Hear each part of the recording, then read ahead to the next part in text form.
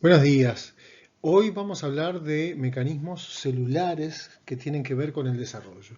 Y para esto, para esta presentación he decidido dividirla en cuatro partes, donde vamos a estar hablando en primera parte de cómo es posible estudiar el destino de los distintos tipos de células y cómo esto nos da una idea de los distintos caminos hacia la diferenciación y los pasos que tienen que ver con esto, la especificación y la determinación. Vamos a ver luego cuáles son los mecanismos desde el punto de vista molecular vinculados a esta especificación.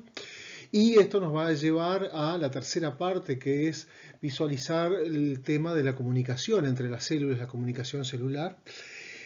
Y finalmente hablar algo de las vías de señalización que participan en estos procesos. Entonces estos cuatro temas son los principales de la actividad de hoy. Primera parte entonces de mecanismos celulares del desarrollo, especificación y determinación.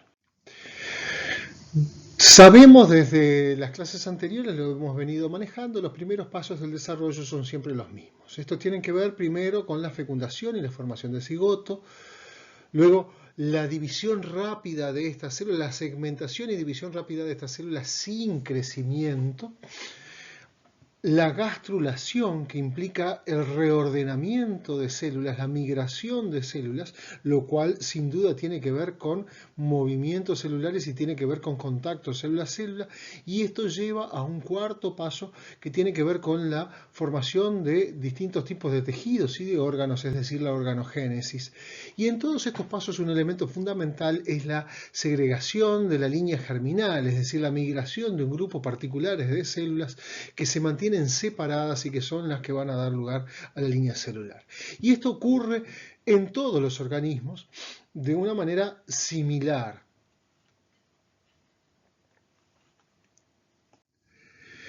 El proceso de desarrollo entonces da lugar a distintos tipos de células diferenciadas. Y estos distintos tipos de células diferenciadas que se forman a partir de este cigoto y a partir de estos procesos de los cuales nosotros hablábamos, tienen que ver entonces con la diferenciación de distintos tipos celulares a partir de las distintas capas que se forman a partir de la gastrulación, con la excepción de las células germinales que, como decíamos, forman una línea separada. Pero de alguna manera, cada uno de estos caminos de desarrollo son caminos, como ya lo vieron en charlas anteriores, que de alguna manera se van separando. Los caminos de la diferenciación son caminos divergentes, de manera que a partir del ectodermo podemos tener determinados tipos celulares, pero no otros. La diferenciación celular, entonces, es un mecanismo que es esencial al desarrollo. Y en el estudio de la diferenciación celular, uno de los elementos que clásicamente se hicieron a partir de los estudios embriológicos es el estudio de destinos. El estudio de destinos parte de la idea de poder seguir a partir de un embrión temprano cuáles son las estructuras que se generan a partir de esa región del embrión. Si es posible marcar una célula, un grupo de células de una región del embrión y seguir y ver luego cuáles son las estructuras que se generan, de esa manera nosotros podemos seguir el destino de una célula o de una región en el embrión y que son aquellos tipos celulares y tejidos que darán durante la embriogénesis normal. Esto tiene que ver justamente con el compromiso, con cambios a nivel molecular que hacen que una célula dada siga un camino de diferenciación particular. ¿Cuáles son entonces los enfoques experimentales dentro de esto? Bueno, son los enfoques de la embriología experimental. Los que aparecían en aquel video que ustedes ya vieron de Gilbert hablando de aislar, remover, trasplantar regiones de un embrión, de una célula, para ver cómo varían estos los procesos y los mecanismos de desarrollo. Entonces, el destino y la determinación se siguieron tradicionalmente a través de lo que se llamaban mapas de destino. Y estos mapas de destinos funcionaban de una manera de un análisis clonal. Si nosotros hacemos un mapa de destino de una célula en un embrión temprano, vamos a ver que de estas células surgen estas dos, surgen estas cuatro, y esto da lugar a esta región, por ejemplo, dorsal de este embrión. Si analizamos en una etapa más tardía, vamos a ver que esta célula da lugar a esta región dorsal anterior de este embrión, y esta otra, bueno, da lugar a otro patrón particular en otra región más detallada.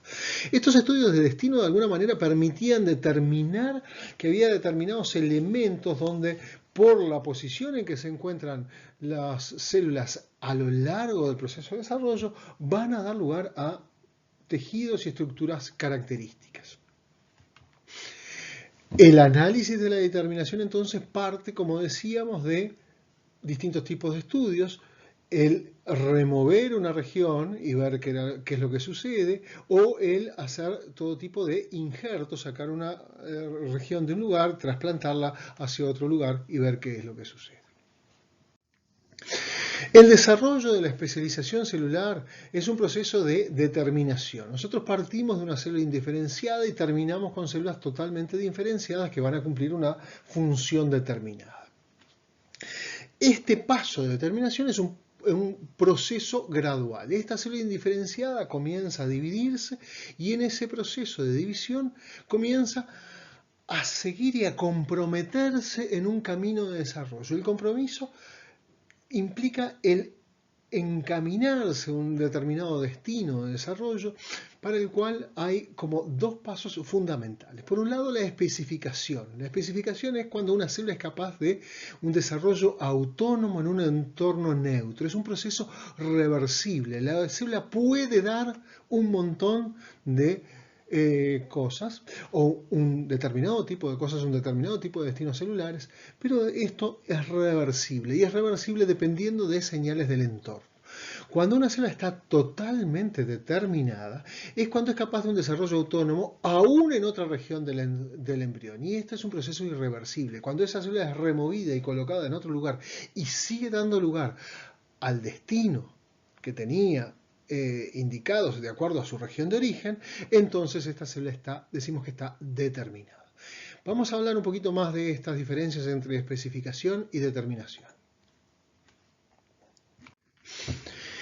El destino de las células del embrión fue estudiado por primera vez a fines del siglo XIX. Uno de los primeros estudios son de 1887 de Laurent Chabry, estudiando un tunicado, las ascidias, unos animales marinos que tienen un embrión muy particular y un embrión que presenta células relativamente grandes que se dividen muy fácilmente y que tienen un citoplasma marcado, coloreado, y esto permitía, por ejemplo, ya en 1905 a Conklin decir que todos los principales órganos de la larva en sus posiciones definitivas y proporciones están marcados en el estadio de dos células por distintos tipos de protoplasma. Es decir, las células aquí van tomando una posición característica y van dando lugar a estructuras características. En el caso entonces de el embrión que estamos analizando, las blastómeras aisladas originan los mismos tipos de células que se originarían en el embrión. Por ejemplo, nosotros tenemos este grupo de 8 blastómeras que se denominan tradicionalmente las del polo animal A, B y A4B4, las del polo vegetal A41, B41, y fíjense ustedes, por ejemplo, que esta célula B41 va a dar lugar a mesénquima y a músculo.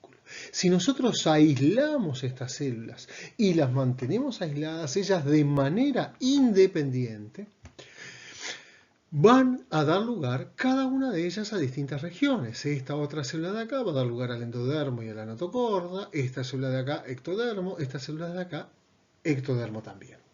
Los destinos de las blastómeras son invariables y estas blastómeras de manera independiente van a dar lugar a determinados tipos de tejidos.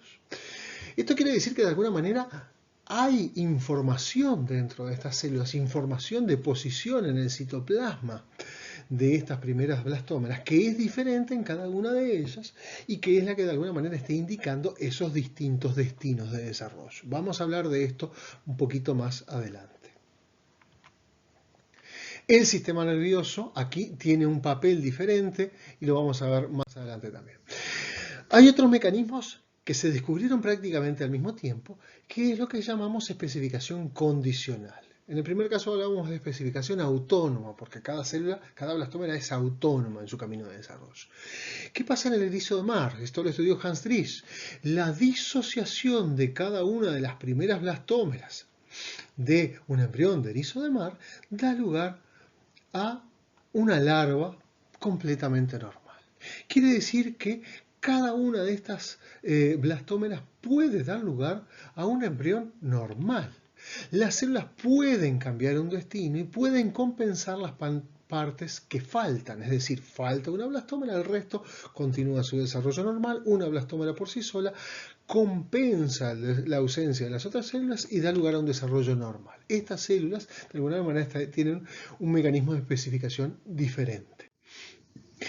Entonces, otro ejemplo donde en algunos casos el destino de las células depende de contexto. Las blástulas de anfibio. En experimentos con blástulas de anfibio nosotros podemos trasplantar de una blástula regiones que normalmente darían lugar al tejido dorsal de un renacuajo.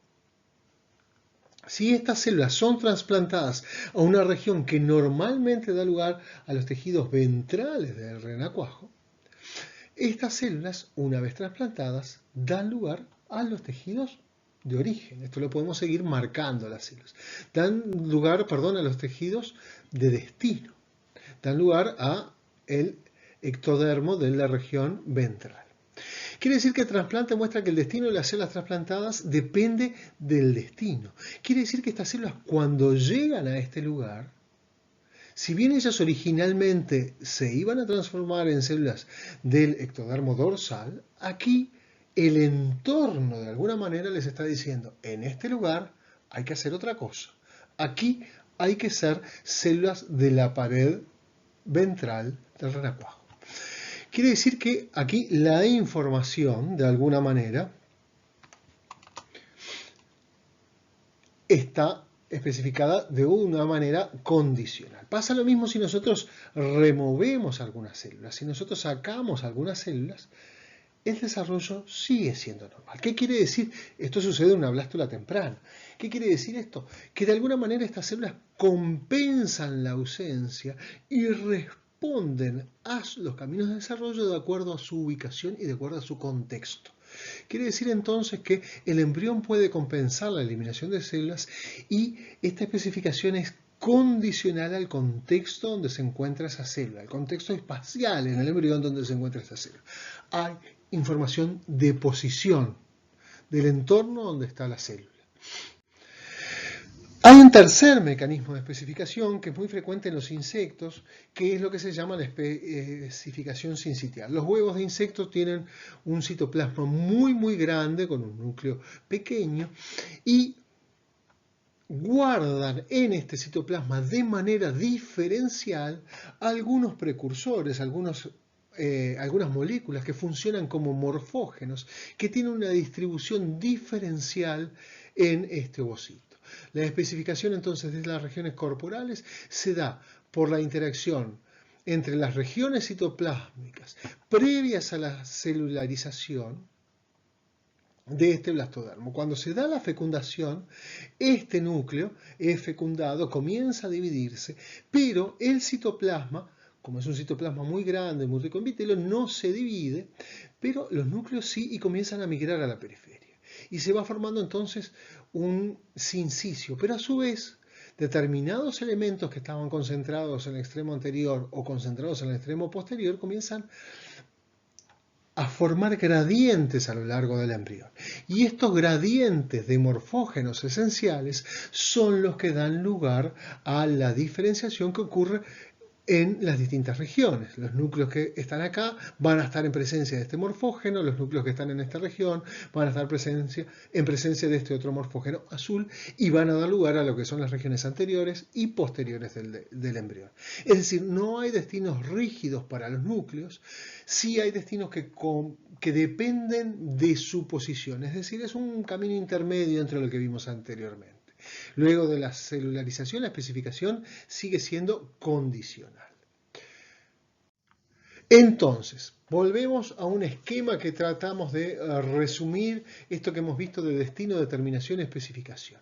Si nosotros tenemos esto como una representación esquemática de un embrión con dos regiones, un polo animal y un polo vegetativo, que dan distintos tipos celulares, hexágonos y ladrillos. Este es el destino de las células en el desarrollo normal, que van a dar lugar a células diferenciadas durante el desarrollo. Si nosotros tomamos una célula de esta región y la trasplantamos aquí, las células trasplantadas de la región B, si se desarrollan igual que en la región de destino, entonces las células trasplantadas ¿están determinadas o no? No, no están determinadas, están respondiendo al entorno. Están de alguna manera especificadas pero no determinadas. ¿Qué pasa entonces cuando las células trasplantadas de la región B se desarrollan en su nueva localización como correspondía a su origen? Estas células podemos decir entonces que sí están determinadas. Fíjense ustedes entonces la diferencia entre lo que es la especificación y la determinación. Las primeras células están especificadas, pero no determinadas. Es un camino que si estas células siguen en este entorno, van a dar lugar entonces a células de esta región. Pero si son trasplantadas a este otro entorno, responden de manera que pueden cambiar todavía su destino. Esto es una especificación de alguna manera dinámica. Y esta es una determinación ya irreversible. Hay determinados mecanismos moleculares internos en esa célula que hacen que ese camino sea irreversible.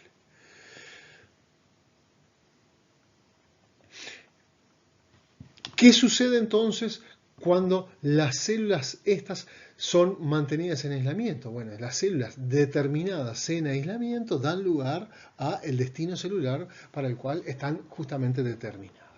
Entonces, de alguna manera nosotros podemos hablar que las células especificadas a un desarrollo autónomo en aislamiento. Por ejemplo, tomemos un ejemplo de este grupo de células.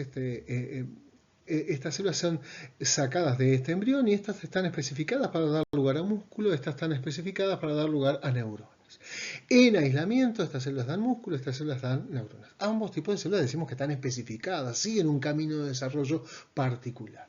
Pero cuando se cocultivan estas células pueden suceder dos cosas.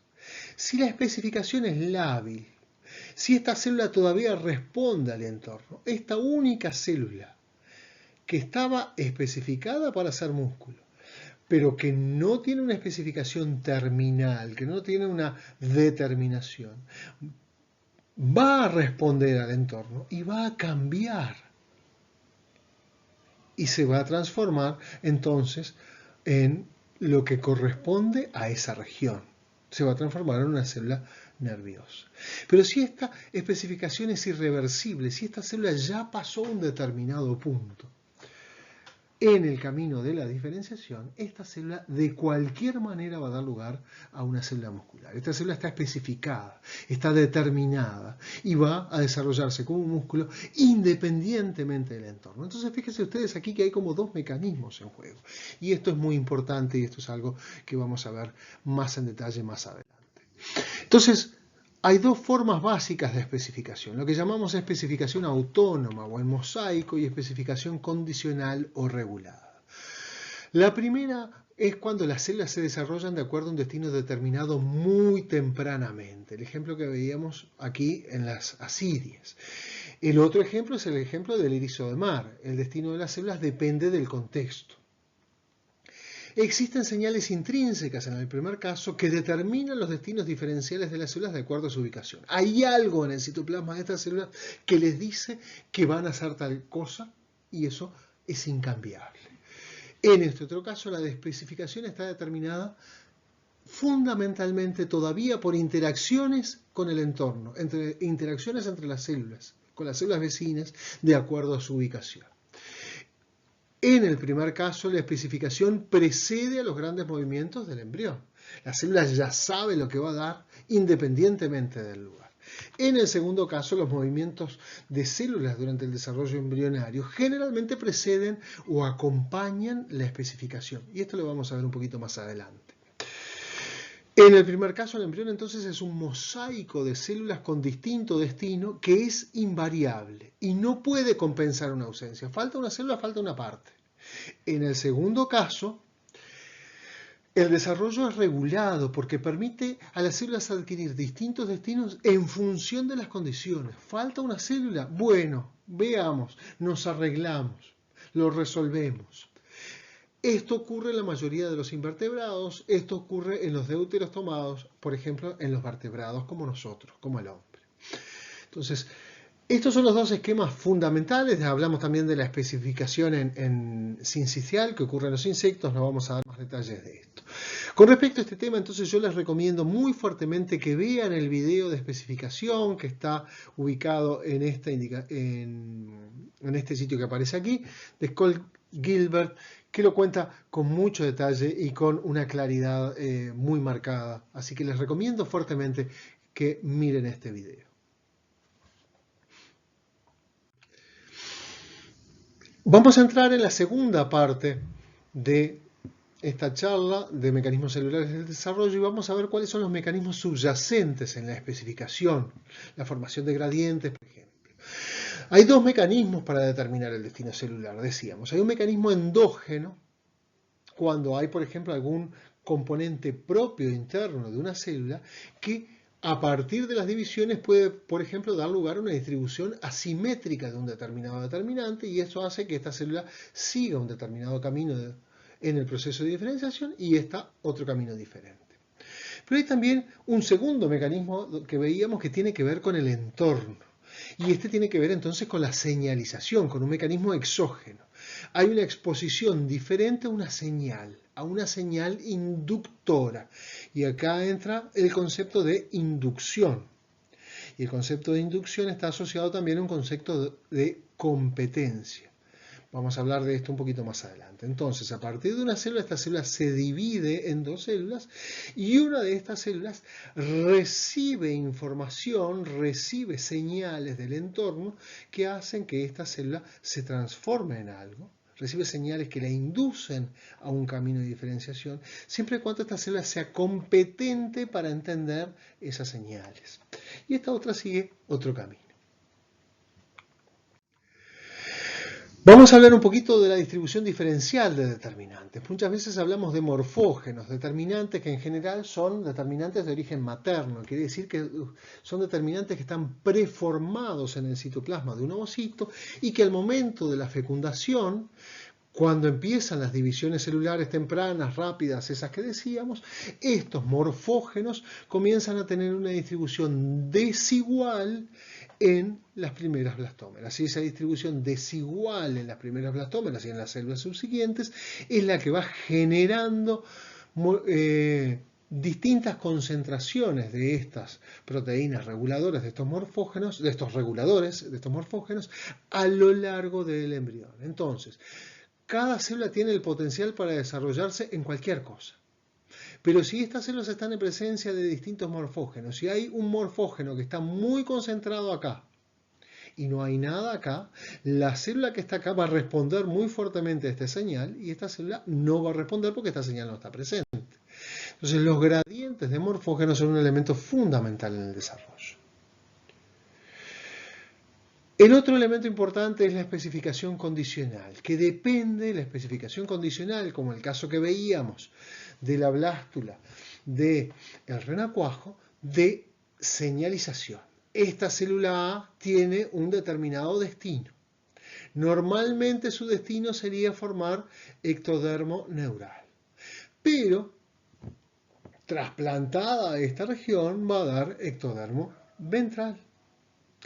Este nuevo destino está determinado de manera condicional por algunas señales del entorno que le dicen en este lugar hay que hacer otra cosa de la que vos venías preparado. Esto implica de alguna manera y está vinculado de alguna manera con reordenamientos celulares.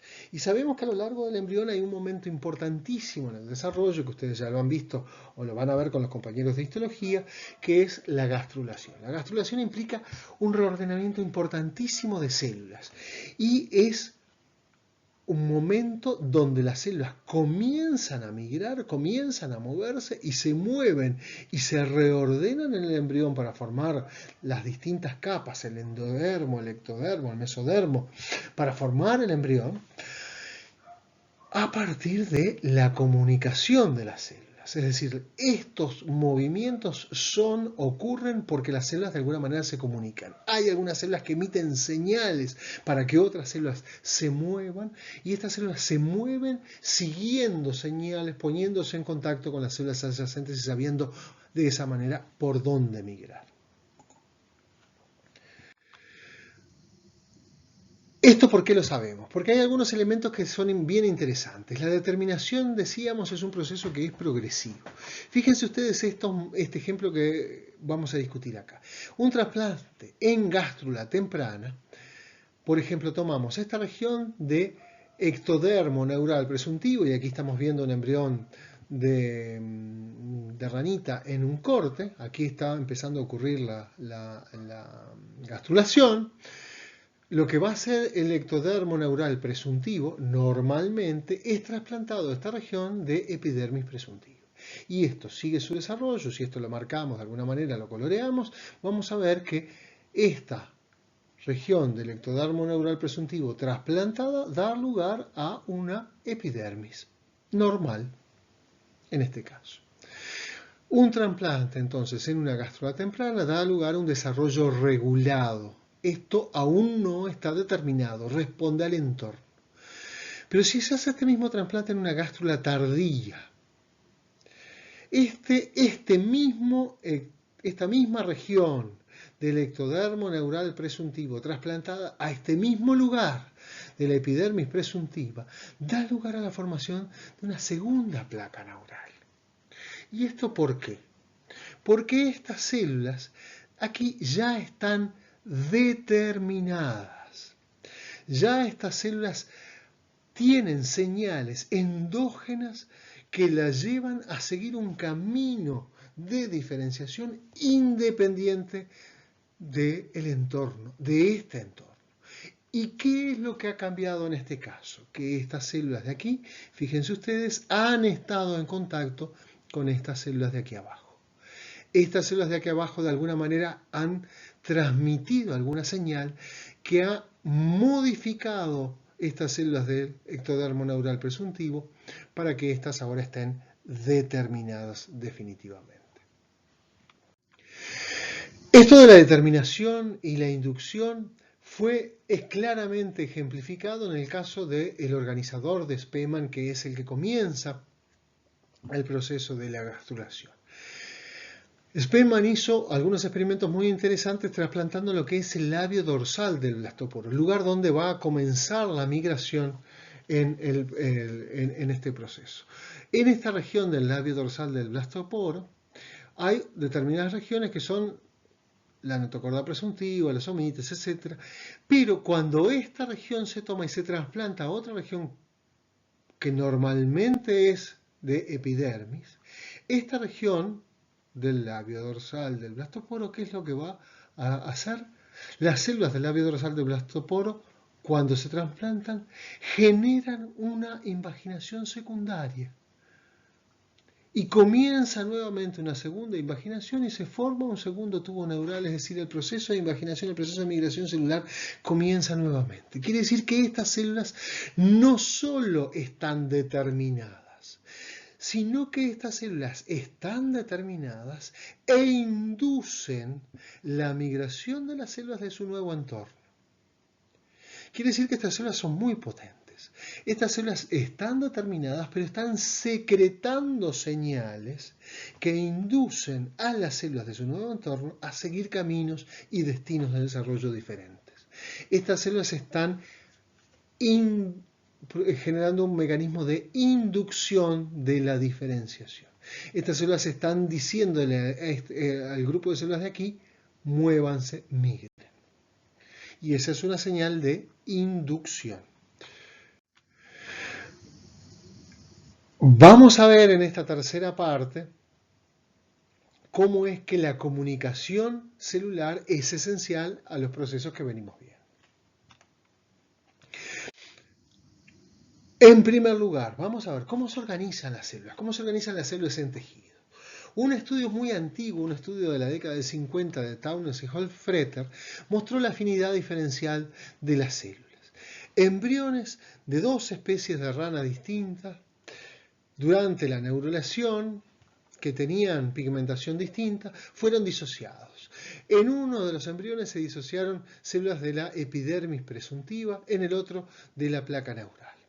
Fíjense ustedes, cuando mezclan estas células disociadas, estas células que tienen colores, pigmentación diferente, se reagregan, se reagrupan y forman esta especie de gran mórula, pero progresivamente lo que va ocurriendo es que estas células que se reagregan comienzan a segregar. Y cuando comienzan a segregar, se organizan de manera que las células epidérmicas se ubican en el exterior y las células de la placa neural se ubican en el interior. Es decir, las células normalmente y naturalmente se reordenan y comienzan a ubicarse en el espacio de acuerdo a la posición que deberían tener normalmente en el embrión. La posición de las células refleja su origen embrionario. ¿Por qué ocurre esto? ¿Qué información están intercambiando estas células para reorganizarse de esta manera? Vamos a hablar aquí de algunas moléculas que son muy importantes en esto, que son las caderinas. Las caderinas son proteínas de membrana ancladas al citoesqueleto, que tienen una porción, un dominio extracelular, con sitios adhesivos de reconocimiento, con unión a calcio, y están unidas al citoplasma, por ejemplo, con las cateninas que las anclan al citoesqueleto. Y estos son sitios fosforilables que son modificables, etc. Las caderinas se unen de modo dependiente de calcio. Y hay una unión entre una célula y otra célula, caderina-caderina. Ya ustedes empiezan a intuir que esto tiene algo que ver con el proceso que veíamos recién. Diferentes tipos celulares producen distintas caderinas. Y estas distintas caderinas tienen distintas afinidades. Quiere decir entonces que una célula puede reconocer a otra célula por las caderinas que expresa en superficie. Y puede decir esta otra célula es igual a mí o es distinta a mí porque expresa las mismas caderinas que yo expreso o porque expresa caderinas distintas a las que yo expreso. Entonces, los tipos celulares pueden segregarse en base a componentes de membrana, como las caderinas. Los tipos celulares, entonces, decimos, pueden segregarse en base a moléculas de membrana.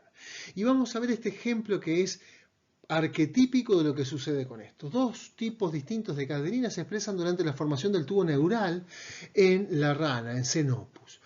En la región de la placa neural presuntiva se expresan las N-caderinas. Y en la región de la epidermis presuntiva, que aquí aparece pintada de naranja, se expresan las E-caderinas. Esta región de la placa neural se va a plegar hasta formar el tubo neural, que va a ser recubierto por la migración de las células de la epidermis presuntiva que se van a cerrar sobre este tubo neural. ¿Qué sucede si inyectamos ARN mensajero de N-caderina en esta región de la epidermis presuntiva lateral a la placa neural? ¿Qué piensan ustedes que va a suceder? Bueno, una de las cosas que puede suceder, y lo que de hecho sucede, es que la inyección de este ARN mensajero de N-caderinas en la región epidérmica resulta en que el tubo neural no se cierra. ¿Por qué? Porque esto se considera como parte también de las N-caderinas. Está expresando también N y E-caderinas.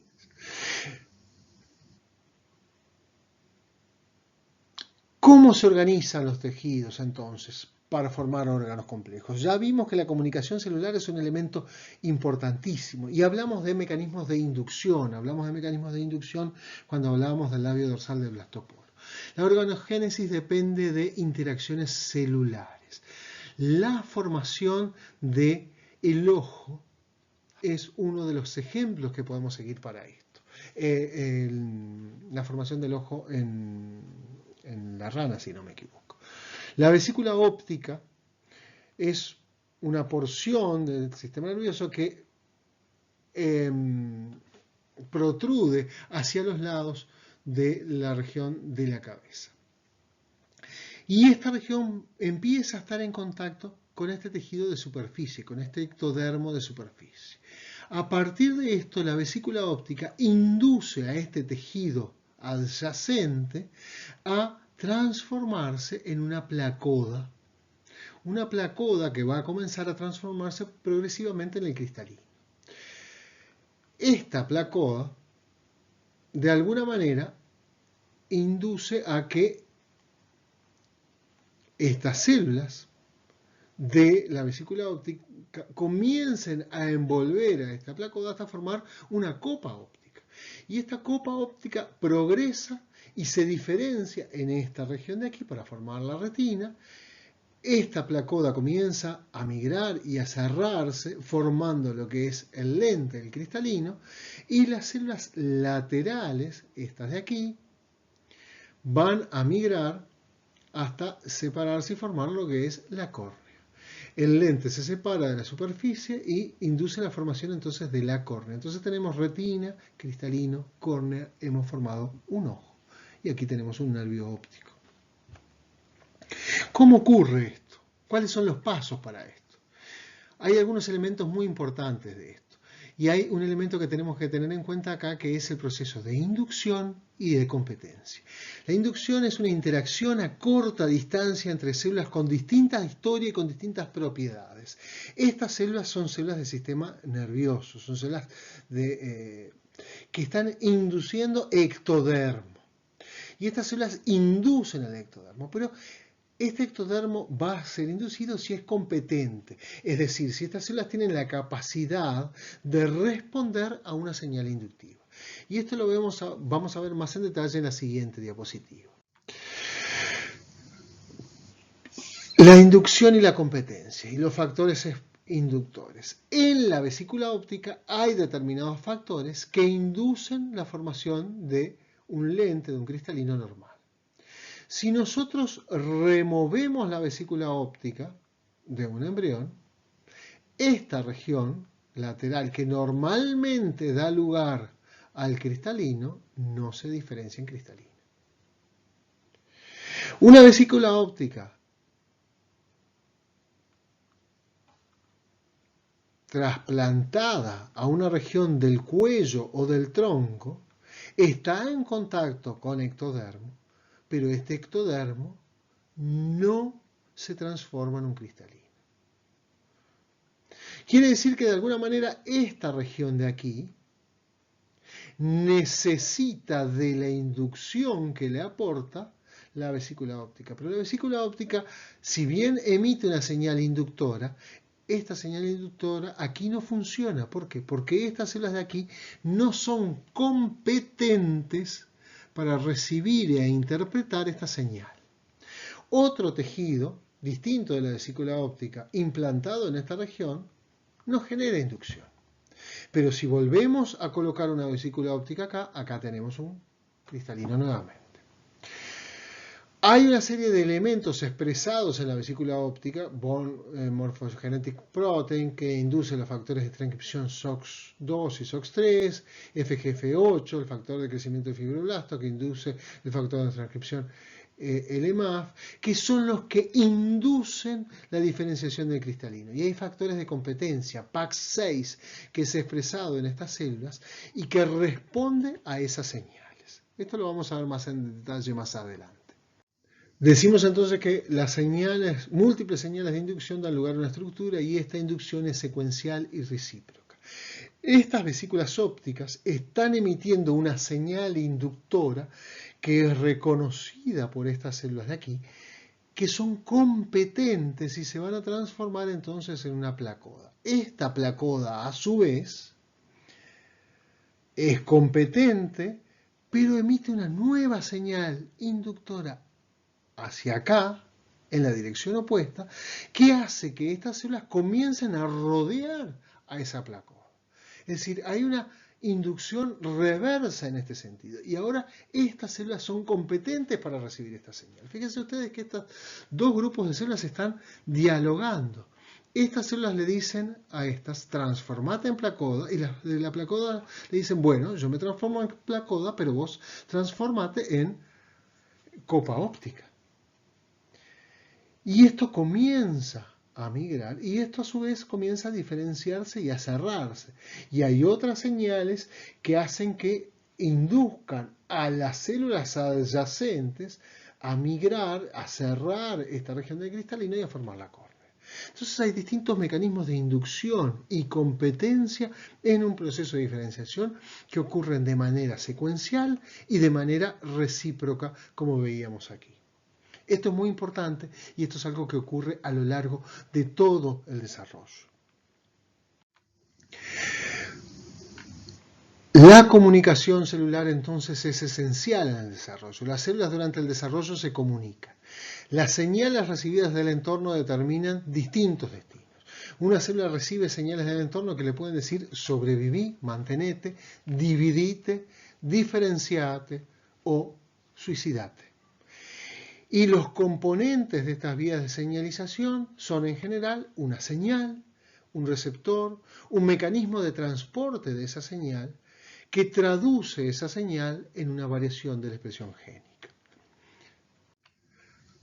En función de una señal, la célula responde. Los componentes de la vía de señalización son entonces una molécula, una señal extracelular, un receptor que hace que esta célula sea competente y que entienda esa señal, un mecanismo de transporte de esa señal, que puede ser alterar la función de una proteína que ya existe en el citoplasma, y esta es una vía rápida, se altera la maquinaria celular y hay un comportamiento celular alterado, o una vía más lenta, a través de un proceso de alteración, se prende algunos o se apagan algunos genes y se produce una síntesis de proteínas diferente. Este es un mecanismo más lento, pero más estable.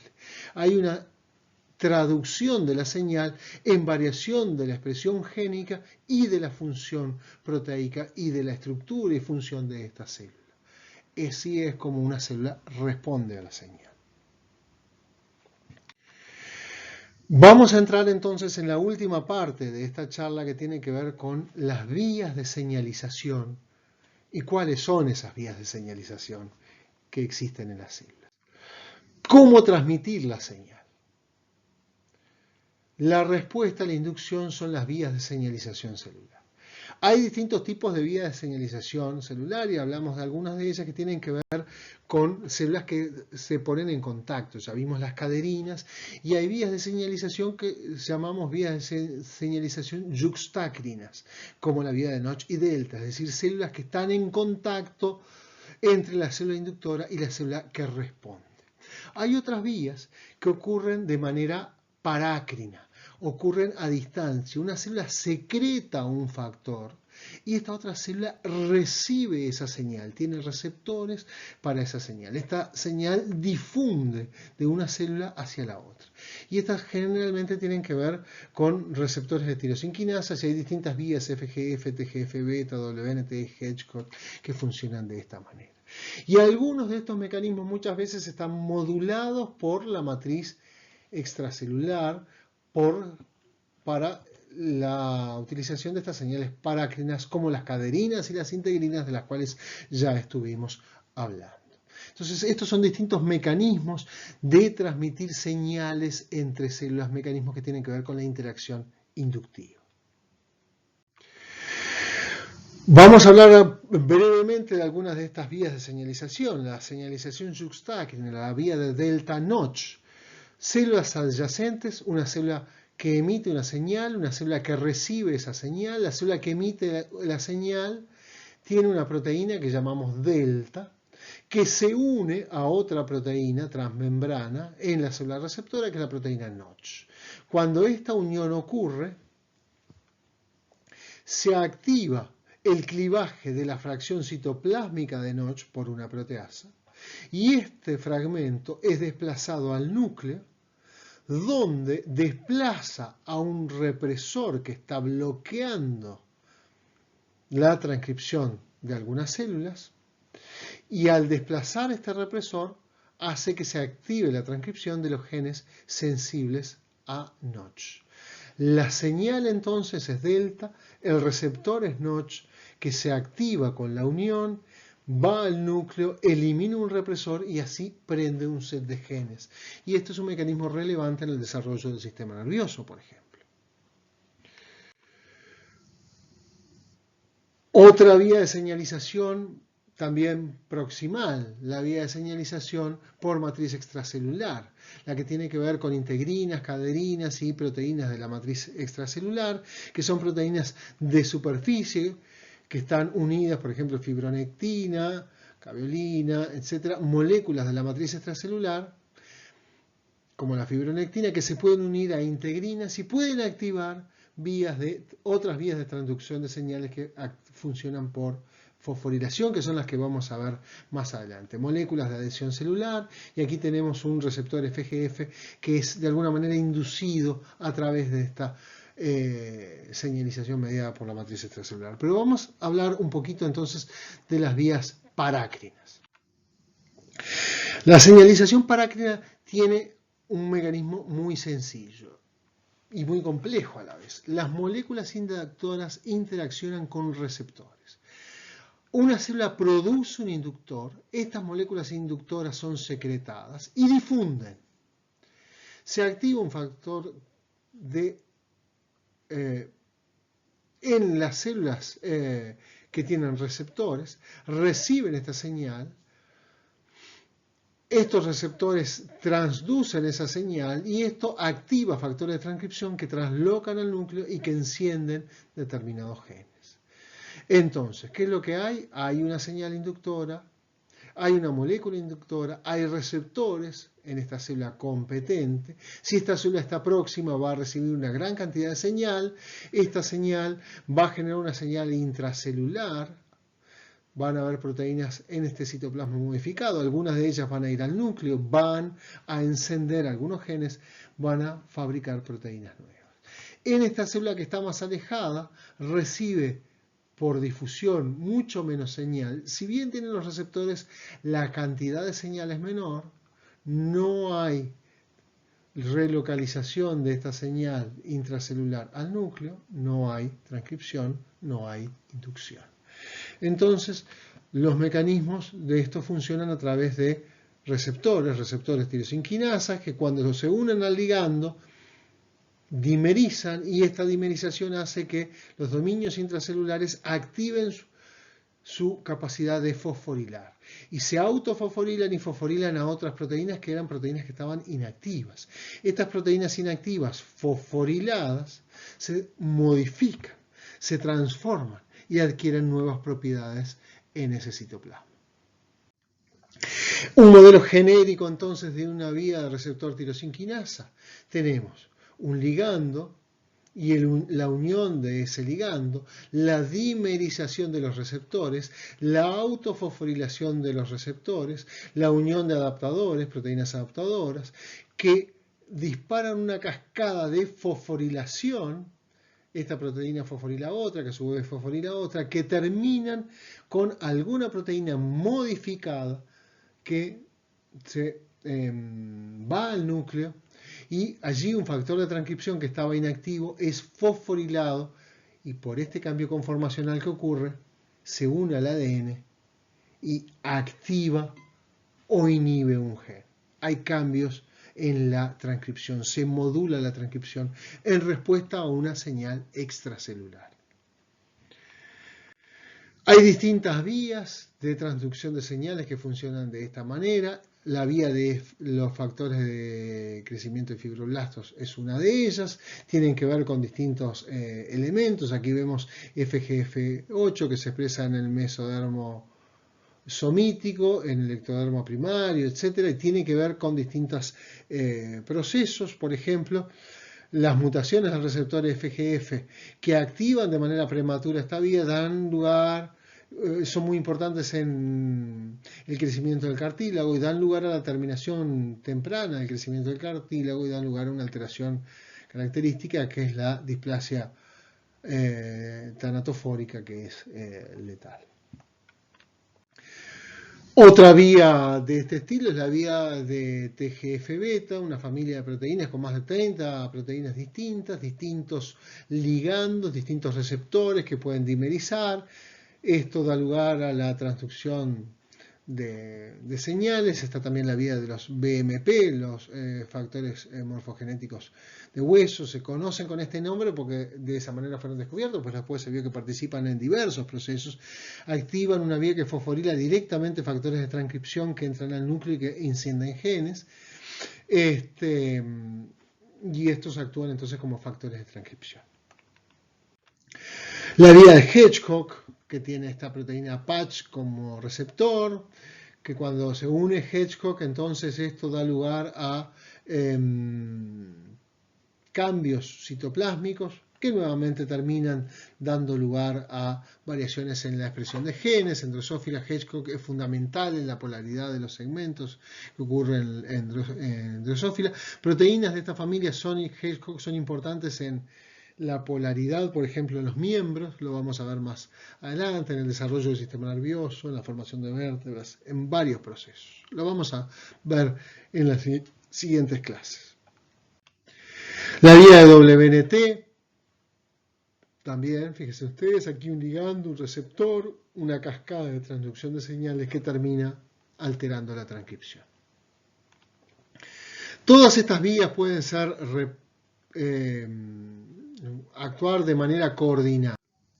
Las vías de señalización actúan de manera coordinada. Y aquí vamos a ver qué es lo que sucede con las placodas craneales en el embrión de pollo. Estamos formando el embrión de pollo y se están formando entonces las placodas craneales que van a dar lugar a distintas regiones. Y vamos a ver aquí la inducción de la placoda óptica, es decir, la formación del oído medio. Aquí tenemos la formación de la placa neural, la placoda óptica que se va a formar acá, y aquí tenemos el endodermo, el mesodermo, la notocorda y lo que es el ectodermo, el neuroectodermo y el ectodermo lateral. Fíjense ustedes que aquí lo que va a ocurrir es que FGF8 es secretado en el endodermo faríngeo y esa secreción de endodermo faríngeo induce al mesodermo, que es competente, el mesodermo adyacente, a secretar FGF19. Este FGF19 actúa como inductor sobre la placa neural y sobre la placoda óptica. Induce directamente a la placoda óptica hacia su diferenciación, pero también induce a la placa neural a secretar WNT8C y a secretar FGF3, que estos a su vez actúan también como inductores sobre la placoda óptica. La acción sinérgica de FGF19, FGF3, WNT8C sobre la placoda óptica hacen que se encienda el factor de transcripción PAX2, que es un elemento fundamental en la diferenciación y en la formación de la placoda óptica. Entonces aquí ustedes están viendo que distintas vías de señalización, la vía de FGF, la vía de WNT, están actuando de manera conjunta en la determinación de este proceso de desarrollo.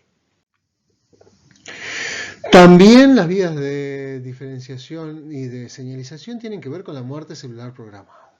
Y esto es muy relevante en el desarrollo, en el crecimiento neuronal, en la formación de pies y manos y, por ejemplo, en la eliminación del tejido interdigital, en la reducción del tejido mamario de los machos, en la formación de la abertura vaginal, en la reabsorción de la cola de los renacuajos. Y aquí hay señales parácrinas que son muy importantes. Son señales que están preprogramadas, que dependen de la activación de caspasas. Y la apoptosis es la muerte celular programada, es decir, una señal que le dice a otra célula, suicídate. Y el bloqueo de la apoptosis, por ejemplo, que depende de estas proteasas, las proteasas que son las caspasas, la caspasa 9, en un embrión normal de roedor. Aquí ustedes ven, con la caspasa 9 normal, hay un desarrollo del sistema nervioso normal. En un embrión knockout para las caspasas 9, ¿Qué es lo que sucede? No hay apoptosis en el desarrollo del sistema neural. ¿Y qué es lo que hay? Sigue desarrollándose el sistema nervioso. Hay un sobrecrecimiento de neuronas que es letal y este embrión no llega a término. Entonces, el bloqueo de la apoptosis disrumpe un desarrollo normal. Los procesos de decirle a una célula, hasta aquí llegaste, este es el momento de que tú te suicides, ya cumpliste tu función, también son fundamentales y están señalizados de una manera precisa en el desarrollo. ¿Cómo se mantiene el estado diferenciado? Bueno, el estado diferenciado se mantiene de manera activa. Hay una señal activadora que inicia la producción de un factor de transcripción que se autoestimula. Este factor de transcripción, y esto sucede muy frecuentemente, tienen en sus propios potenciadores sitios blancos para reconocer la propia proteína que se fabrica. Es decir, el promotor del gen para el factor de transcripción A produce la proteína A y en uno de sus potenciadores hay sitios de reconocimiento de la propia proteína A que va a producir entonces más proteína A. Hay proteínas sintetizadas estabilizan entonces la cromatina para mantener el gen accesible. Entonces, algunas señales estimulan a una modificación de la cromatina que hace que este mecanismo se mantenga de alguna manera abierto y este círculo virtuoso se mantenga. Hay señales autócrinas, por ejemplo, hay un receptor que se une a un ligando, este ligando estimula la transcripción de un determinado factor, este factor es secretado y esta secreción actúa sobre esta misma célula o sobre las células vecinas para mantener esta cascada de señalización. Y esto ocurre muchas veces con células vecinas, es decir, bucles parácrinos. Esta célula A secreta este factor que estimula a esta célula B a secretar este factor C que estimula a esta célula A para que este ciclo se mantenga. Y de esta manera estas dos células mantienen identidades distintas y se mantienen mutuamente. Se mantienen diferenciadas mutuamente a través de esta charla entre células vecinas que le dicen yo soy tal cosa, vos mantenete siendo tal otra, mi vecina, yo soy tu vecina, vos mantenete siendo tal cosa, mi vecina. Bien, en resumen, la determinación de una célula a un destino celular es un proceso gradual. La especificación es el primer paso que puede ser revertido.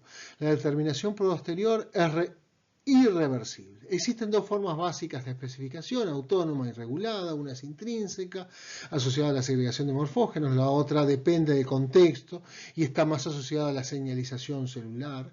Pero como vemos, la señalización y comunicación intercelular es esencial tanto para la migración celular como para la diferenciación, como para la organogénesis. Los procesos inductivos dependen de esta comunicación entre células adyacentes y las señales recibidas determinan distintos destinos celulares: crecimiento, división, diferenciación, migración, muerte, etc. Las distintas vías de señalización intercelular entonces actúan coordinadamente en el desarrollo. De alguna manera entonces este es el resumen y les recomiendo muy fuertemente para esta segunda parte mirar el video de Michael Barresi, que está también en esta ubicación donde están los tutoriales asociados al Biología del Desarrollo de Gilbert, donde Barresi habla de señalización y morfogénesis con unos ejemplos muy lindos y muy fáciles de seguir. Lo recomiendo muy fuertemente y también les recomiendo mirar otra serie de videos del libro Principios de Desarrollo de Wolpertickle y Arias que están en esta ubicación de acá. Y allí ustedes tienen una serie de videos que muestran de manera sencilla cada una de las vías de señalización que nosotros mencionamos muy rápidamente aquí. La vía de Notch, la vía de Hedgehog, la vía de WNT cateninas, la vía de BMP, la vía de FGF. Les recomiendo muy fuertemente también que los miren para entender mejor cómo funcionan estas vías de señalización, porque las vamos a seguir viendo a lo largo de lo que queda del curso. Muchas gracias y cualquier consulta estamos a las órdenes.